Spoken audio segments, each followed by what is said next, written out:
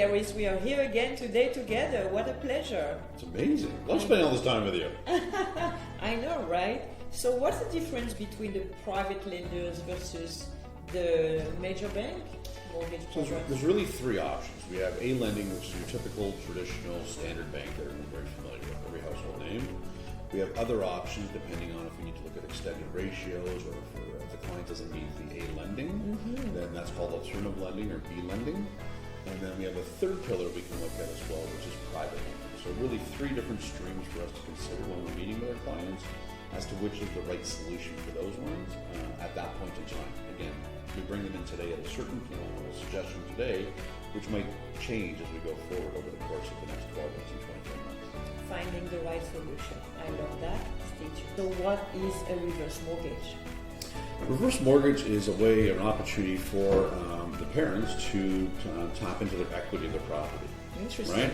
So if parents have the property that's free and clear or a small mortgage on it, we can do a reverse mortgage. And then typically when you get to retirement stage, typically our clients are finding it's challenging to afford the monthly payments. The benefit of the reverse mortgage is that they don't have to make the monthly payments. So they can get access to equity in the property and not have to make the payments until a later date, either when they sell the property and move in perhaps to a retirement home at a later stage. That's at that point when the mortgage gets settled up. But in the interim, they can draw equity out of the property to give the kids a gift to allow them to buy a property. That sounds an amazing solution to help the kids, right? Absolutely. Nowadays, there is more and more self-employed people, so I was wondering how we could manage their financial in this world of self-employed people, please. It's a great question, Nelly. We often find clients are struggling that are self-employed to qualify for mortgages. So there are now a number of programs out there that we can take advantage of where we can help clients who are self-employed, because typically their tax returns don't truly reflect their real income, right?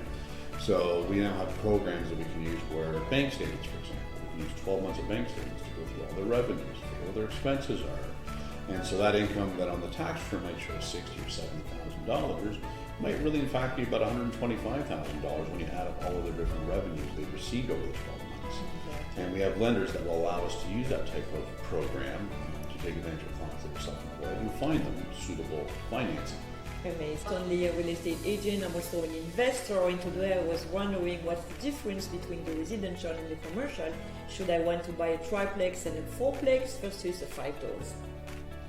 Great question, Ellie.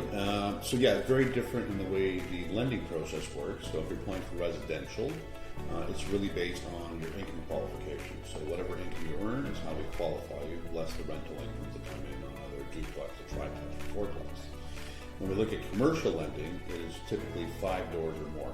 So it could be a 5-door building, it could be a small apartment building with 20 doors. The way it works is we look at all the revenues that are coming in from each of those particular units.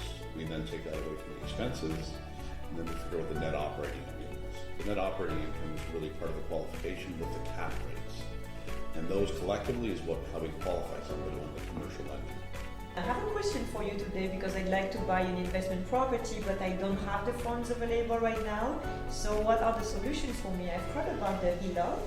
Yeah, we have clients that actually utilize their home equity line of credit as down payment. So if they need to pull a couple $100,000 out to buy an investment property as down payment, people are now starting to use their home equity line of credits now as a vehicle to allow them to get into the market on the investment side. That sounds amazing, and therefore I can buy a second property and maybe a third. And maybe a third. I bought this new place, and this is just a little bit outdated, but I just loved it, so I bought it.